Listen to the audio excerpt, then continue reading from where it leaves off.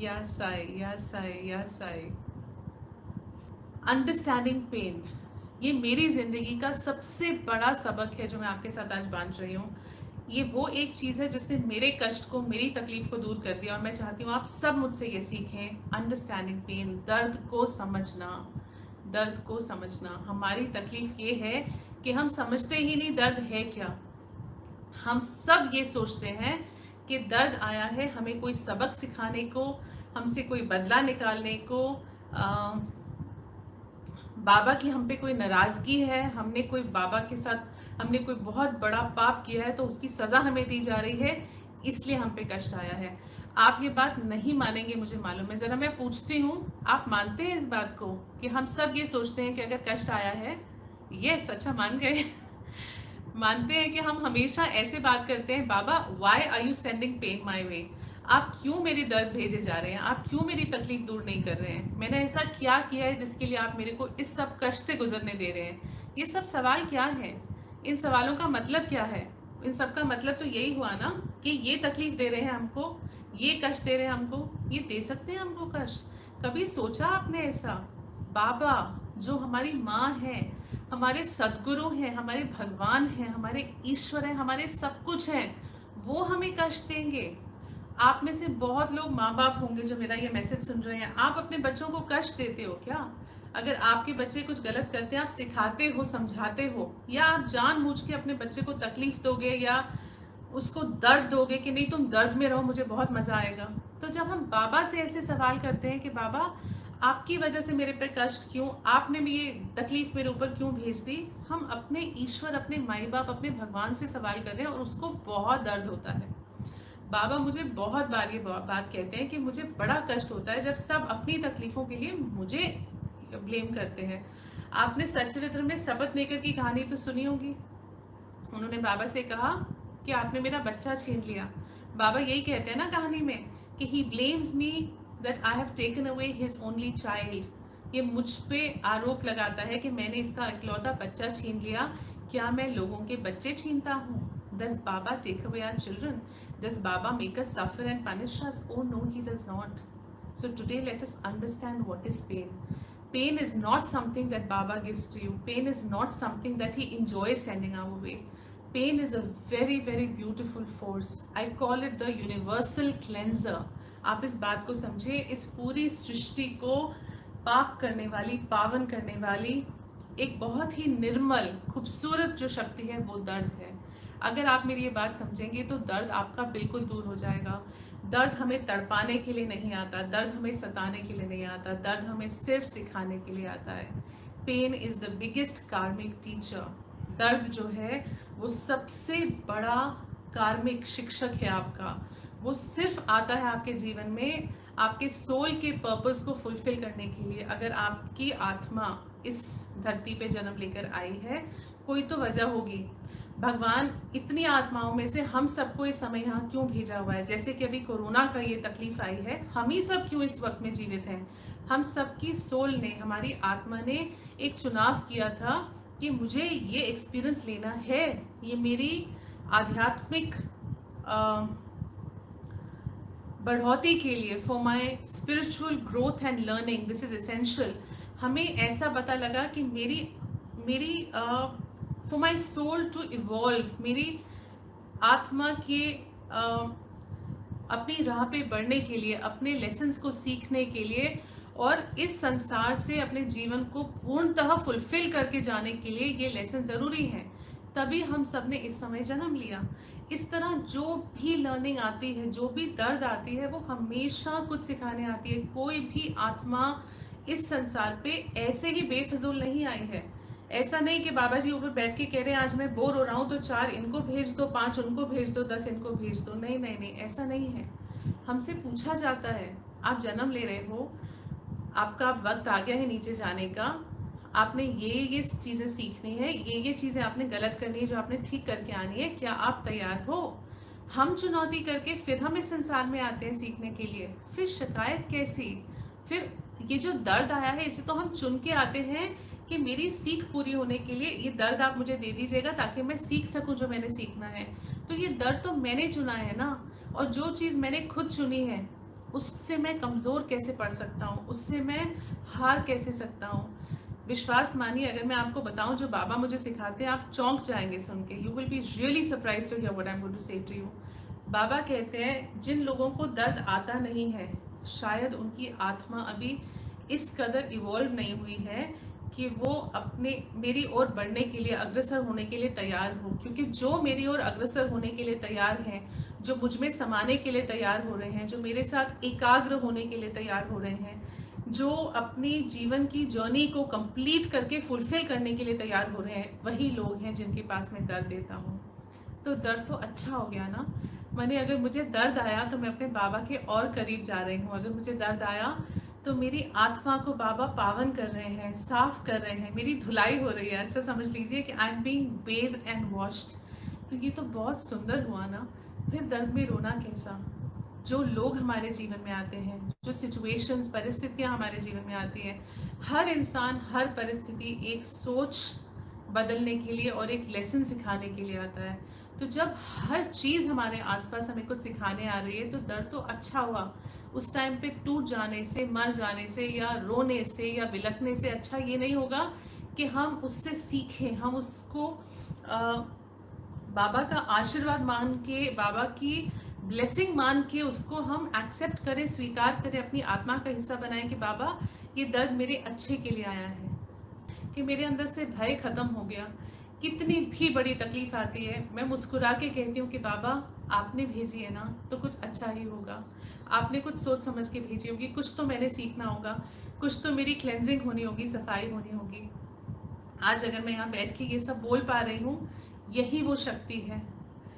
दर्द मुझे भी होता है, तकलीफ मुझे भी होती है, पर जब मैं अपने को ये कहती हूँ कि इस दर्द से, इस आभास, दर्द के आभास से मैं आप सब में शक्ति बांट सकती हूँ, तो दर्द मुझे बिल्कुल छोटा लगता है। It disappears. मेरा डर, मेरा भय, मेरा फियर सब गायब हो जाता है, और जो रह जाता है वो सिर्फ आप सबके लिए प्यार रह जाता है।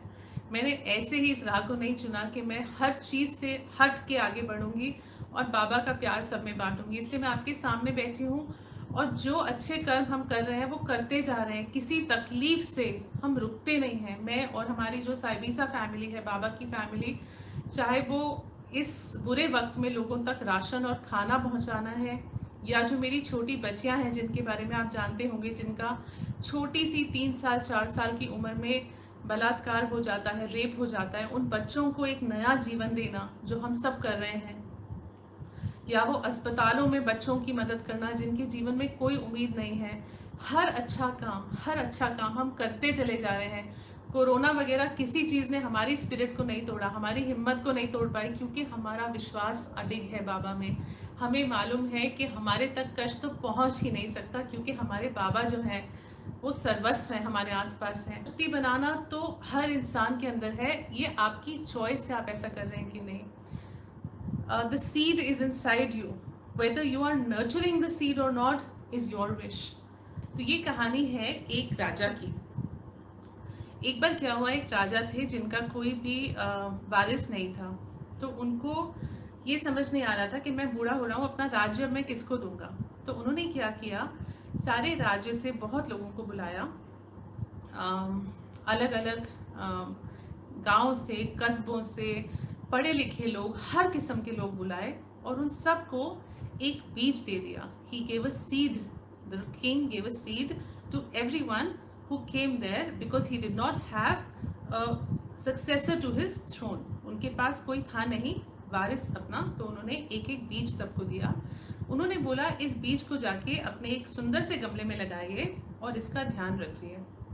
उन्होंने बताया ये बीज कौन से पौधे का है, ये भी बताया कि उसकी देखभाल कैसे करनी है, और कहा इसका जाके आप खूब देखभाल करिए, इसको प्यार दीजिए, इसे सींचिए अपने प्यार से, और जब ये बड़ा हो जाए अपने अपने गमले लेकर आना।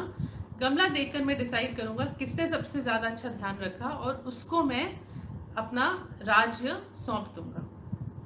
अब ऐसा हुआ, सब लोग घर गए बीज लेकर, सबने बीज को गमले में लगाया, and everybody started watering it and started providing it manure and looked after it. तो सबने उस पर बहुत मेहनत करी कि जो हमारा पौध है वो बहुत खूबसूरत हो जाए। People really worked hard. अब इन सब के पौधे बढ़ने लगे, और बढ़ने क्या लगे, इतने खूबसूरत बड़े बड़े सुंदर होने लगे कि पूछिए मत। बीच में एक शख्स थे, उनका पौधा तो उगा ही नहीं। उन्होंने पानी भी दे दिया, प्यार भी दे दिया, बातें भी कर ली पौधे से। अब पौधा वहीं का वहीं मिट्टी के अंदर, पौध भी नहीं निकली, छोटी सी बीज ही रह गया अंदर। अब वो बहुत परेशान। खैर 3 महीने का वक्त गुजर गया। राजा का मैसेज आया कि राजा ने कहा आप सब अपने अपने पौधे लेके आइए। तो सब लोग अपना सिर उठा के वहाँ पहुँचे, अपने अपनी पौध लेकर वहाँ पे राजा को दिखाने के लिए। पूरी प्रजा बैठी थी, राजा बैठे थे और राजा के समक्ष ये सारे लोग अपने अपने पौधे लेकर आए। ये जो एक शख्स थे ये बहुत शर्मा रहे थे। ये बार बार अपने गमले के आगे जाके खड़े हो जाते थे शर्मिंदगी में कि मेरे गमले में तो कुछ भी नहीं है और बाकी सबकी पौध को देखिए कितनी बड़ी है। राजा ने एक नज़र मारी सब पौधों पे, बीच में देखा कि एक इंसान गमले के आगे क्यों खड़े हुए हैं। उन्हें बोला आप आगे क्यों खड़े हैं? तो वो धीरे से पीछे गए। उन्होंने कहा राजा जी सॉरी, मुझे माफ़ करिए, पर मेरा तो पौधा उगा नहीं, मैं शर्मिंदगी में आगे खड़ा हूँ। उन्होंने कहा कोई बात नहीं, आप पीछे जाके खड़े हो जाइए। वो पीछे चले गए। राजा ने कहा मेरे लिए इतना आसान हो गया आप सबके पौधे दे के फैसला करना, मैं बहुत खुश हूँ आज, और मैं अगले राजा को घोषित करने जा रहा हूँ। आपके अगले राजा हैं ये जिनके गमले में पौधा नहीं है। लोग तो बिल्कुल चौंक गए, बिल्कुल चौंक गए। लोगों ने बोला बाबा क्या? बाबा सॉरी राजा जी क्या? मुझे बाबा दिख रहे हैं कैमरा में तो मुंह से भी बाबा निकल रहा है। बोला राजा जी आप ये क्या कह रहे हैं? आपने तो कहा था कि जिसकी पौध सबसे सुंदर होगी उसको आप राजा बनाएंगे। राजा ने बोला नहीं, मैंने तो कहा था पौध सुंदर बना के लाइए और फिर मैं बताऊंगा राजा कौन बनेगा। पर फिर उन्होंने कहा पर राजा जी इसकी तो पौध ही नहीं लगी। राजा जी ने बोला मैंने जो बीज आपको दिया था वो उपजाऊ नहीं था, उसको पहले भुना गया था, परिपक्व किया गया था, वो पका हुआ बीज था। पके हुए बीज में पौधे नहीं लगते। ये जितने लोग गमले लेके खड़े हैं इन्होंने चोरी का बीज लगाया क्योंकि इनको पौधे का नाम पता था। यहाँ एक ही सच्चा इंसान है जिसके गमले में पौधा है ही नहीं, इसलिए राजा तो यही बनेगा। अब आप समझिए हम सबके अंदर ईश्वर ने एक बीज लगाया है, उसकी उपज कैसे होने वाली है ये हम पर निर्भर करता है। This is totally dependent on us, how we nurture that seed which Baba has given inside. उसको भय से आपने नर्चर करना है, दर्द से, तकलीफ से, अपने आप को रो के, सफ़र करके, बिलख के आपने उसको नर्चर करना है, या कि आपने उसको रोशनी देनी है और आपने उसको प्रेम देना है, आपने उसको अपनी शक्ति देनी है। अगर आपने उसे शक्ति दे दी तो जीवन बदल जाएगा, सब कुछ बदल जाएगा। बहुत मोटिवेशन मिलती है इस कहानी से। मुझे लगता है कि बीज तो अपने भीतर है, उसको हम किस तरह से नर्चर कर रहे हैं ये हमारे हाथों में है, किसी और के हाथ में नहीं है। तो आज जो मैंने आपको सिखाया कि दर्द जो है वो ज़रूरी है, इट इज़ मैंडेटरी। अगर आपके जीवन में दर्द नहीं है तो इसका मतलब आप बाबा की तरफ बहुत ही हौले हौले बढ़ रहे हैं। जितना दर्द बढ़ेगा उतनी स्पीड बढ़ेगी। आप अपने स्क्रिप्चर्स निकाल लीजिए, हिस्ट्री निकाल लीजिए, अपनी बुक्स निकाल लीजिए, आप जनरल हिस्ट्री निकाल लीजिए।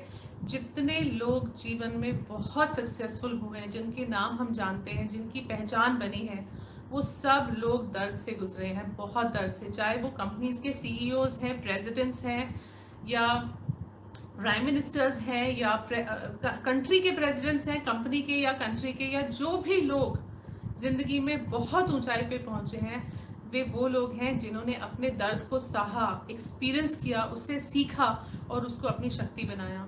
तो दर्द को हमने शक्ति बनाना है और आगे बढ़ते चले जाना है। ठीक है, मैं आप सबके लिए प्रार्थना करती रहूँगी, दुआ लेती रहूँगी बाबा के चरणों में कि आप सब खुश रहें। आपको बाबा इस बहुत कठिन दौर में थाम के रखें, अपनी गोद में उठा के अपने सीने से लगा के रखें। कोई कष्ट आए तो उसका आपको दर्द ना हो, कष्ट आए भी तो इतनी शक्ति और हिम्मत दें कि पता भी ना लगे कष्ट आके चले जाए। ऐसी शक्ति आपके अंदर बाबा भर दें, आपके ऊपर, आपके परिवार के ऊपर अपार अपार कृपा रखें और आपको अपने भय से मुक्त करें, आपको अपने डर से, तकलीफ से मुक्त करें। Live your life with your chin up, live your life holding Baba's hand, and remember when Baba is there, there is no reason to fear, there is no reason to cry, there is no reason to break. Just stay happy, stay healthy, and I love all of you. Sai Ram, Sai Shyam, Sai Ram, Sai Shyam, Sai Ram, Sai Shyam, Sai Ram, Sai Ram, Sai